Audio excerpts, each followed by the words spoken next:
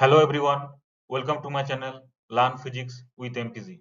I am Dr. Mrityunjay Prasad Ghosh, currently working as an assistant professor at SR University, Warangal, Telangana, India. So today we are going to discuss an important topic which is related to circuit elements. We will discuss the basic concept of different circuit elements. Then we will go through Ohm's law and its application. So let's start the discussion. So this is the outline of my presentation, or you can say the introductory part of this presentation. So we will discuss voltage source and current source, classification of network elements. Then we will go through active and passive circuit elements. Further, we will discuss linear and non-linear circuit elements. And at the end, we will discuss Ohm's law and its application. And we will also solve some numerical problems based on Ohm's law.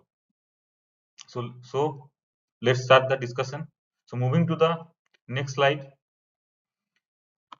So we'll discuss active and passive circuit elements. So what is active circuit elements? So active circuit elements basically deliver power to the other elements which are present in a electrical circuit. Sometimes they may absorb the power like a passive elements. That means active elements have capacity of both delivering and absorbing power. So active circuit element basically deliver power to the other circuit element which are present in a electrical circuit. So it can deliver power or it can absorb power, right? So it has both capacity of delivering power and absorbing power. But in case of passive circuit element, it can only utilize power or it can absorb the power, right? So what is the example of active circuit element? That is the voltage source and current source are the example of active circuit element. What is the passive circuit element? The passive circuit element cannot deliver power to the other circuit elements that are present in a circuit. So they can only absorb the energy or power, right? That's mean these circuit elements either dissipated power in the form of heat or it can store energy in the form of magnetic field or electric field. So the passive circuit elements cannot deliver power to the other circuit elements that are present in an electrical circuit. It can only absorb power and it can dissipate power in the form of heat or it can store power either in the form of magnetic field or electric field. So what are the example of passive circuit elements? That is resistor, capacitor and inductor are the example of passive circuit elements, right? So the active components can control the flow of current, right? So this is a comparison table between active circuit element and passive circuit element, right? So as we have discussed, the active components inject power or energy into the circuit. So it can deliver power or energy to the circuit and it can also absorb power from the circuit. So it has both capacity. It can also deliver, it can also absorb power to the circuit, right? But the passive component only utilize power or energy into a circuit, right? So it can only absorb power or it can dissipate power in the form of heat or it can store energy or power in the form of magnetic field or electric field, right? So what are the example? That is resistor, capacitor, inductor, transformer, motor. These are the example of passive circuit element, right? So active circuit element can control the flow of current, but the passive circuit element cannot control the flow of current in the circuit. right? So the example of active circuit elements are voltage source and current source, right? So the active component have gain more than one, so it can amplify the signal, right? Where the passive circuit components have gain less than one, so it can't amplify the signal, right? So it has direct influence on amplification. The active components have direct influence on amplification, whereas the passive component don't have any direct influence or on amplification, right? So the active components are energy donor, whereas the passive components are energy acceptor. So this is the comparison table between active components or active circuit elements and passive components or passive circuit elements. So here these are the active component and these are the passive component, right? Did you get it? So transistor, integrated circuit, LED, light emitting diode, PN junction diode or normal diode, these are the example of active components, right? What are the example of passive components? That is transformer, inductor, capacitor, resistor. These are the example of passive circuit elements. So hope it is clear now. So moving to the next slide. Now we'll discuss what is linear circuit element and non-linear circuit element. So linear circuit element are the element that show linear relationship between voltage and current. So linear element exhibit a linear relationship, that is y equal to mx or y equal to mx plus c between the current and voltage, right? So it basically follows the Ohm's law, V equal to IR, right? So the relationship between voltage and current is linear. It's follow y equal to mx curve, right? Where m is the slope of the curve, right? So linear circuit elements follow Ohm's law, right? And they don't have any influence on amplification or processing. So the linear circuit element have no direct influence on amplification or processing, right? So what are the example? That is resistors, inductor and capacitors are the example of linear circuit element. So linear circuit element don't have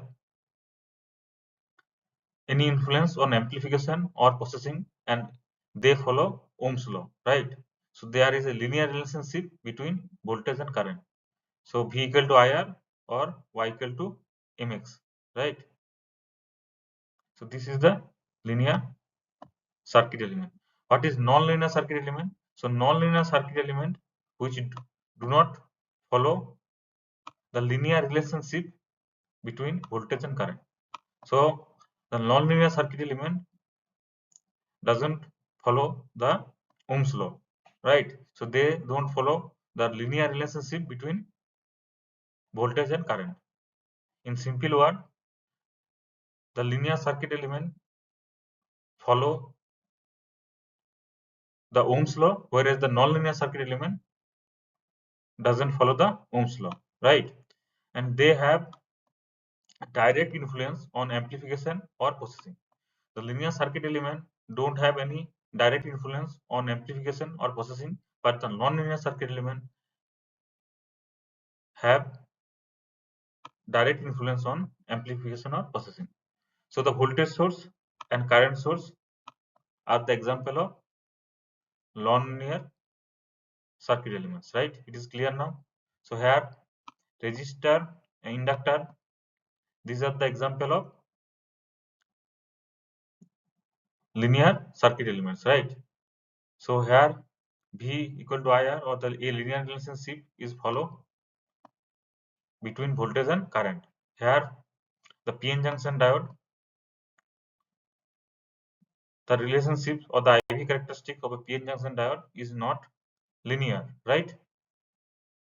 So a diode is a non-linear circuit element. So hope it is clear now. So now moving to the next slide. So now we'll discuss different type of network elements, right? So based on direction of flow of current, based on the direction of flow of current, The network elements can be classified into two major categories, that is unilateral elements and bilateral elements, right? What is unilateral elements? So unilateral elements are those elements that allow currents in one direction. So they offer different resistances in both directions. So if you take a PN junction diode, so in forward bias only the current flows through PN junction from P side to the N side, right? For reverse bias, there is a very minute amount of current, that is leakage current or reverse saturation current will flow, right? So in forward bias, the PN junction diode display less resistance, right? But in reverse bias, the PN junction diode exhibit more resistance. So you can say that the current through a PN junction diode is unidirectional, right? From P side to the N side, right? Current will flow, and the direction, this triangle, that is P side, is basically gives the direction of flow of current when it is connected to a forward bias. So this is the PN junction diode. So PN junction diode is an example of unilateral circuit elements or network elements, right? So they allow current to flow in one direction, only one direction, right? Because they offer different resistances in both directions. So in forward bias, the resistance is less, whereas the reverse bias, the resistance is high for PN junction diode. So PN junction diode is an example of a unilateral component. So what is bilateral component? So bilateral component allow currents to flow in both directions. So it can flow this direction also, and also the reverse is also possible, right? So they offer same resistances in either direction of current flow. So if current flow from this direction, from my left side to right side, or my right side to left side to this circuit element, it's offer the same resistance in in either direction of current flow, right? So in both direction, either it's flow this direction or opposite direction, the resistance will be the same, right? So this circuit element allow current to flow in both directions. So what are the example? That is resistor, inductor, and capacitor. They are the example of bilateral circuit elements or the elements. So based on the direction of flow of current, we can divide network elements into two different parts, that is unilateral elements and bilateral elements, right? Based on the direction of flow of current, right? Hope it is clear now. Now we'll discuss based on the size of the elements. We will divide it, or we will divide different types of network elements, right? So as per the size of the element, the network elements can be classified into two major categories, that is lumped element and distributed element. So what is lumped element? So the element which is concentrated at a single point, right? So the circuit element which are concentrated at a single point, and they can be easily separated from the circuit. This type of elements is called lumped elements, right? And the physical size of this type of elements is smaller than the wavelength of applied voltage or current. So if you apply a sinusoidal wave, then the wavelength of the sinusoidal wave must be greater than the physical size of the lumped elements, right? So the physical size of the lumped element is smaller with respect to the wavelength of applied voltage or current, right? And the most important thing is that the voltage and current of elements of lumped elements is only function of time, right? So it's only depend on the time. What are the example? That is resistor, inductor, and capacitor are the example of lumped circuit elements. So here the resistor, capacitor, and inductor, so they are concentrated in a single point, right? Or less space is required to represent a resistance. Okay, and they can be easily separate out from this circuit, right? So you can easily take off, or you can easily remove this resistance, this inductor or this capacitor from this circuit, this LCR circuit, right? And the current or voltage of these elements is only function of time. In case of capacitor and inductor, the current and the voltage is only function of time, right? Here the charge stored in a capacitor Q equal to the capacitance C equal to Q by V, right? C equal to Q by V, or you can say that Q equal to CV, right? Or the current I equal to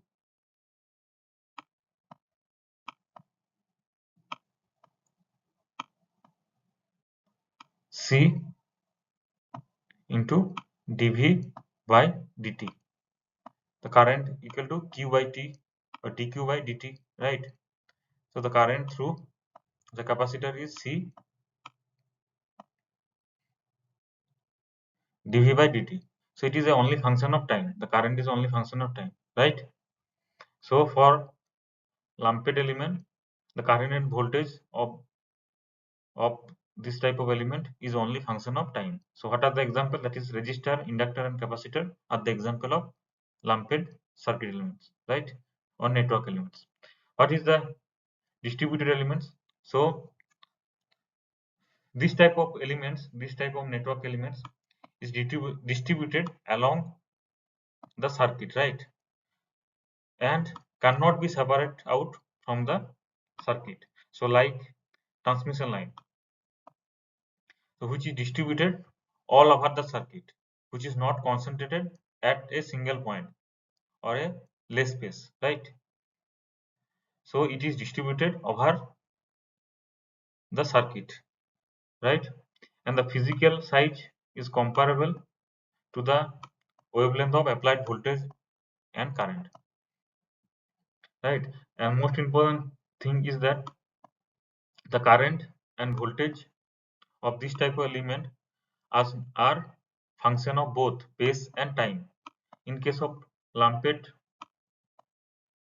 network element, so the voltage and current of this element is only function of time, but for distributed element, the voltage of current of this element is only function of space and time, right? So example is transmission line.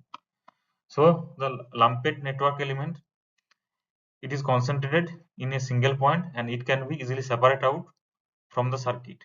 The distributed network element, it is distributed all over the circuit and cannot be separated out from the circuit, right? The physical dimension of lumped element is smaller than the wavelength of applied voltage or current, whereas the physical dimension or the physical size of distributed element is comparable with the wavelength of applied voltage or current, right? Here the voltage of current of lumped elements is only function of time, but for distributed network element, the voltage and current are the function of both space and time. So what is the example of lumped element? That is resistor, inductor, capacitor are the example of lumped network element, whereas transmission line is the example of distributed network element, right? Hope it is clear now. So now moving to the next slide. So we will now discuss about the Ohm's law and its application, right? So George Siemens Ohm which is a German physicist, is credited with the findings of the relationship between voltage and current. So Ohms invented the relationship between voltage and current, right? Which is basically a linear relationship between voltage and current. So what is the statement of Ohm's law? So at constant current, the voltage difference or the voltage drop or the voltage across a conducting material is proportional to the current flowing through the material. So if you have a conductor, so at a constant temperature, the voltage drop or the voltage difference across the conductor is directly proportional to the current flowing through the conductor, right? So mathematically it can be represented by V varies with I, right? Or V equal to Ri, where R is a proportionality constant and it is called the resistance of the material, right? So it resists the flow of current. So it is called the resistance of a material. So this V equal to IR, that is the mathematical form of Ohm's law. Hope it is clear now. So there are some limitations of Ohm's law. So what are the limitations or drawbacks of Ohm's law?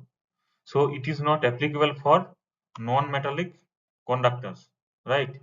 So it is not applicable for semiconducting material like silicon carbide, gallium arsenide, silicon. So there are few semiconducting materials. So we know materials are three types based on their conductivity or resistivity and band structure. So these are conductors, insulator and semiconductors. So Ohm's law holds good for the conductors, but for semiconducting and non-conducting or insulating materials, it is not applicable, right? And the Ohm's law also not applicable for non-linear circuit elements, right? Like diode, transistor. So we have already discussed that the non-linear circuit element don't follow the Ohm's law. So there is no linear relationship between current and voltage for non-linear circuit elements like transistor, diode, right? PN junction diode. So we have already discussed these things. And this law is not applicable if the temperature changes, right? So at the statement there is a important point, that is at constant temperature the voltage across a conducting material is directly proportional to the current flowing through the material. So the temperature need to be constant, right? So it is not applicable if temperature varies. So these are the limitation of Ohm's law. So moving to the next slide. So we have already discussed about the relationship between voltage and current, that is V equal to IR, right? So it can be also written as I equal to V by R or R equal to V by I, right? Where V represent the voltage across the conductor, I is the current flowing through the conductor, and R is the resistance of the conductor, right? So you can express Ohm's law as V equal to IR, or the current I equal to V by R, that is voltage by resistance, or the resistance R equal to V by I, that is voltage by current, right? So we can easily calculate power and energy using the Ohm's law. We know that power is V equal to I, power equal to voltage into current, whereas the energy is power into time, or you can say IVT or I square RT, right? So power can be also represented as a P equal to I square R. So if you put power P equal to V into I, that is voltage into current, and V equal to IR. So if you put V equal to IR here, then you will get P equal to I square R, right? Similarly, you will get the energy expression E equal to I square RT. Or if you put I equal to V by R, then you will get P equal to V square by R, or energy equal to V square by R into T. So these are the different expression of power and voltage using Ohm's law, right?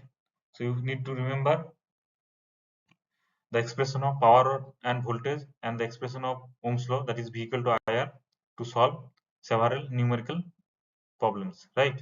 So moving to the next slide. So let's discuss about the resistance. You know, in the Ohm's law, V equal to IR, where R is a proportionality constant, right? Which is known as a resistance of the material. So what is resistance? So resistance is a property of a material due to which the flow of electrical current is opposed or restricted. So it is a property of a material. So this property of a material restrict the flow of current through it, right? So it oppose or restrict the flow of current through the material or through the conductor. So this is the resistance, which is a property, physical property or inherent property of a material, right? The resistance depends upon the following parameters, right? So it depends on the length of the conductor, the cross-sectional area of the conductor, right? The nature of the material or the nature of the conductor, and the temperature of the conductor or material, right? So the resistance of a material depends upon these factors. It depends on the length of the conductor or the cross-sectional area of the conductor, nature of the conductor, and the temperature of the material or conductor, right? So the resistance can be expressed as resistivity into length divided by area. So R equal to rho L by A, right? R equal to rho L divided by A. What is rho? Rho is the resistivity of the material, which is an inherent property of the material. What is L? L is the length of the conductor and A is the cross-sectional area. So the resistance can be expressed as R equal to rho L by A, right? So the unit of the resistance is ohm. So a material is said to have a 1 ohm resistance if it permits 1 ampere current to flow through it when 1 volt is applied across its terminal, right? So what is the definition of 1 ohm? So 1 ohm, so a material can have 1 ohm resistance if it permit 1 ampere current to flow through it when 1 volt is applied across its terminal, right? So if 1 volt is applied across it, then if it allows to flow 1 ampere current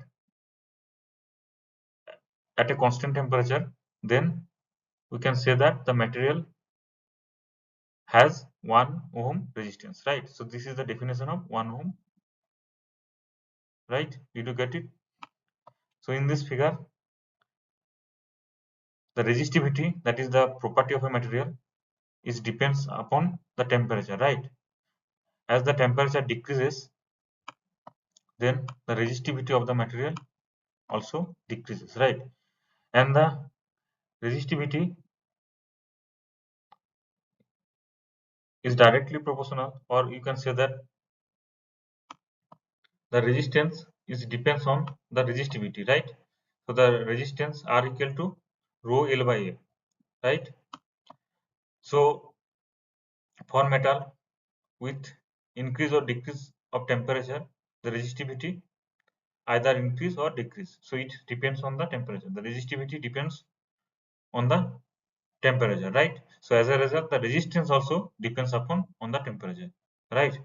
So that in the statement of Ohm's law, at constant temperature is mentioned, right? So at constant temperature, the current flowing through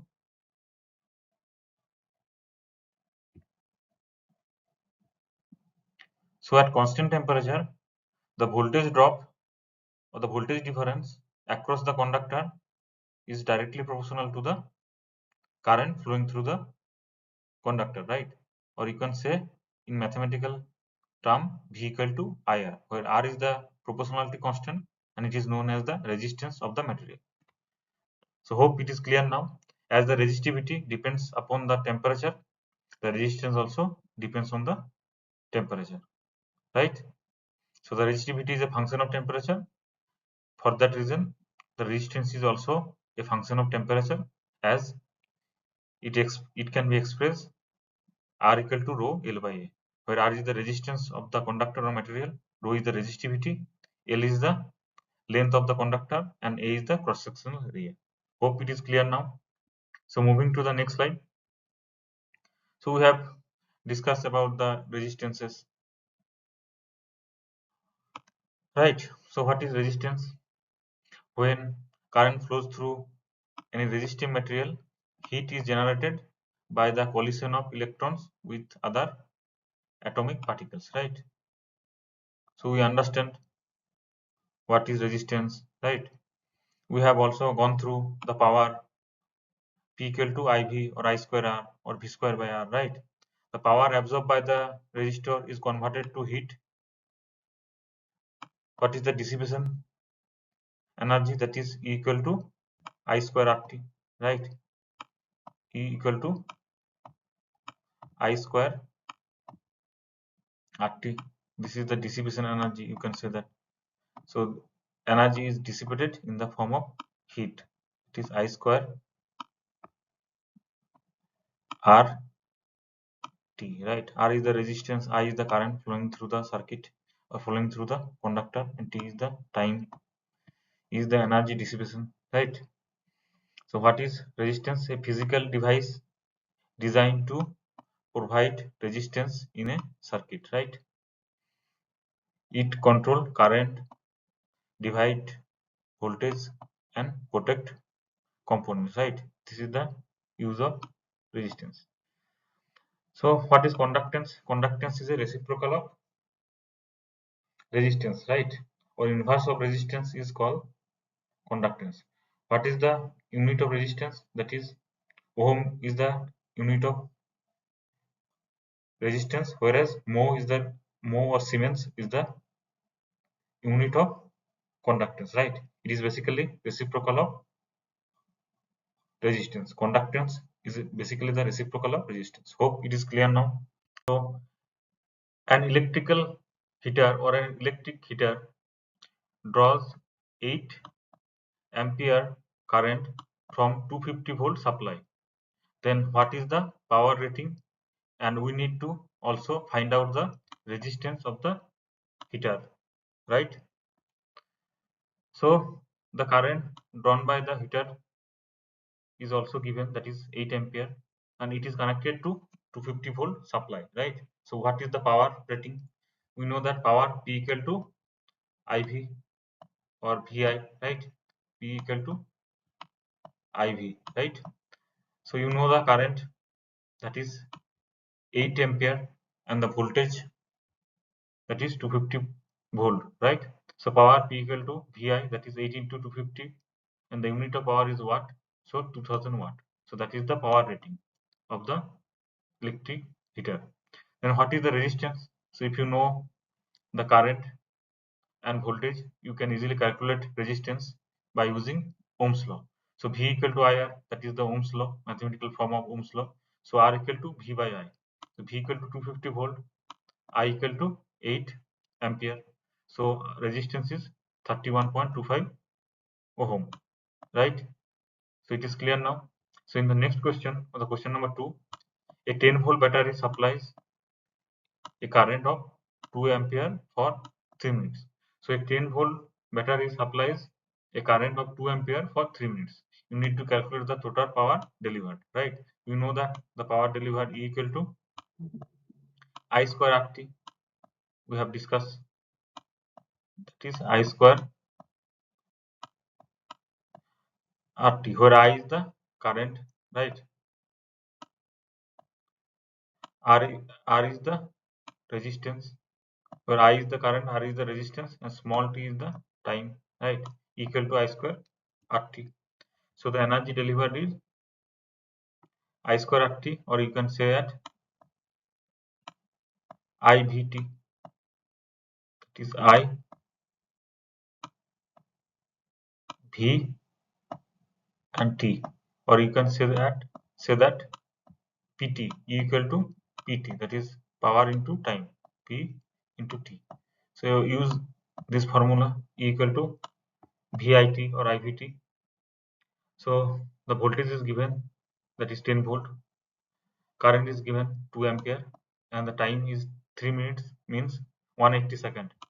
So you will get the power delivered, that is 3600 joule. The unit of power is joule, or 3.6 kilojoule. So is it clear now?